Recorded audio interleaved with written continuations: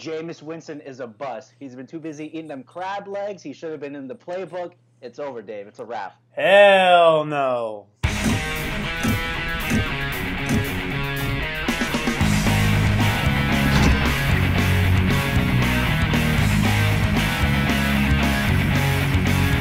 What is up, know-it-alls? We are back with another NFL video. Today's topic is Jameis Winston a bust? Guys, if you're new here, make sure to subscribe. And as always, comment and like this video if you enjoy this content. Joey, let me hear it, man. You say he's a bust. He is a bust. Listen, you're talking to, I mean, we both were around Tallahassee for college. I'm a Florida State guy. You're a UM guy. But we were both there when Jameis Winston brought, exactly. We were both there when Jameis Winston brought the Seminoles to the title. It was the greatest moment of my life. We it was pretty sick. It was amazing. He was awesome. But he was the greatest quarterback ever. It was the greatest team ever. But look at what he's done in the NFL. For a number one pick, he is terrible. Like, it pains me to say it, but I got to say it. He's a bust. He's only played like 4 games this year, and he's already in like the league leaders for like interceptions. He got benched last game for Fitzmagic again. Fitzmagic is back. Believe in magic. I mean, just how long are we going to give Jameis to get it together? I mean, when is enough enough? Yeah. Is that all you got? I mean, that's it. I want to hear what you have to say. You know? you just think, oh, he's a bust, and that's it. No, what has his greatest season ever been? Like, what has he done? He's never brought them to the playoffs. Like, in the pros, I would say his second year was his best year in the pros. And then since then, what's happened? He's gotten in trouble with the law again and again. He's been suspended. He's been hurt. He's been injured. And when he does, he's terrible. Not terrible, but for a number one pick, like, no, it's a bust. So I will give you that. I don't like him off the field. Let's put that out there right now. He's not the best player off the field. He has a lot of like issues, and he gets in trouble with women. I think he just can't be around women. I just think he's just one of those guys. You know what I mean? Insane. Like he just, and he's had a girlfriend this entire time. Ever since high school, he's had a girlfriend. Ever since like we saw him. Yeah, so I have no idea how they're still dating, and he's constantly getting in trouble with all these girls. But that's not what we're talking about. We're talking about Jameis Winston on the field. So every year, Jameis Winston, number 1 overall pick. Every single year Jameis Winston has been on the Tampa Bay Bucs, his completion percentage has gone up. Rookie year, I have the stats pulled up right here.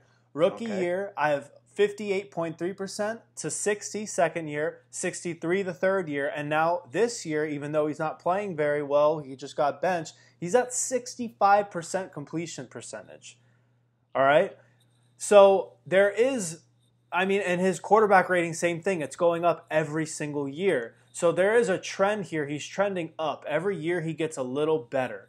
And I'm not ready to just give up on him after 4 years. Again, he's an overall, he's a number 1 overall pick. And like, you can't just give up on a guy after 4 seasons that you invested a number 1 overall pick with all the talent in the world. And he's trending up. Every single year he gets a little better. His quarterback rating, his completion percentage, his interceptions are like come and go. No, don't try to sugarcoat it. His interceptions are terrible. He reminds me of Eli Manning with all the interceptions he throws. Like, he is like always up there. But that's what you get with an aggressive guy. Like, even Brett Favre. Brett Favre was like number 1 in the league in interceptions every single year, and everyone would take Brett Favre on their team. So that doesn't always, like, yes, of course you don't want your quarterback to be turning over the ball too much, but some of these guys, they're so elite and they're so talented that they get a lot of more interceptions than they should because they're so talented. They try to fit the ball into tight windows when they shouldn't be. But here's my biggest thing on why I wouldn't give up. If I'm the Bucs, and I'm not a Bucs fan, so I'm pretty neutral with this. If I was the Bucs, I would get rid of Dirk Cutter before I get rid of Jameis Winston. Because just in my opinion, I know everyone, they brought in, because it was Lovie Smith was there for his rookie year. And then after that, they brought in Dirk Cutter, and he was supposed to be the guy that takes Jameis Winston to the next level, making him an elite quarterback. But I feel like from the moment he got there, they just rubbed each other the wrong way. They never had a good. I feel like they've never had a good relationship. I feel like Dirk Cutter doesn't really just allow Jameis Winston to play. He's always trying to put like chains on him. Like he's always giving him like a modified playbook. They won't just let him go out there because that's what he is. He's a gunslinger. He's a baller. He's a gamer. He's going to go out there and win you football games. And he might lose you too with the interceptions.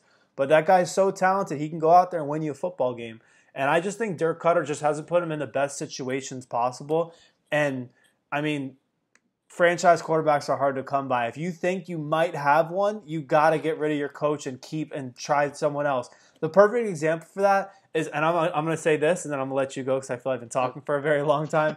Look at Jared Goff. Everyone wanted to give up on him, and he had Jeff Fisher. What happened when Sean McVay came in? All of a sudden, now Jared Goff's like a top 7 freaking quarterback in the league.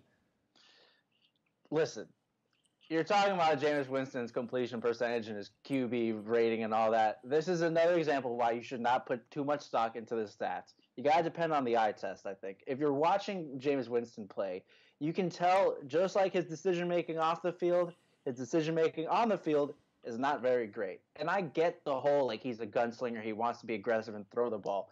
But Fitzpatrick is the same kind of quarterback. He throws all over the field. Why does Deshaun Watson, like, become an elite wide receiver when Fitzpatrick is Jackson. The quarter? Yeah. What did I say? Watson. Deshaun Watson. I'm sorry. You know what I mean? I know what you meant. I was just saying, so the people out there, don't be commenting down below. All right, guys. It's been a long day. Why is Deshaun Jackson, like, just a perfect, like, number one option when Fitzmagic is behind quarterback, but not when Jameis is at quarterback, you know? Like, he should be, like, Deshaun Jackson should be having the results that he's having with Fitzpatrick as he is with Winston. And listen, I mean, Jameis Winston is just a bad decision maker. Like, and I think it is partly the coach. I've never liked Dirk Cutter. Like, even like when they were on Hard Knocks, I was like, yo, this coach is not it. Like, he just doesn't look. Yeah, like right. He looked bad on Hard Knocks, I thought. Yeah, I was just like, yo, I was like, first of all, this team in general is just super boring. But then the coach has like no personality. Of course, like a coach with no personality is gonna clash with someone like Jameis Winston. But I just think it's time to go. Like, the Bucs have shown, like, in recent years, like, they are terrible at developing players. All their second round picks or their first round picks are not great, and I think Jameis is a product of one of that. I still think Jameis is like he's a very viable, like, he can start for some teams.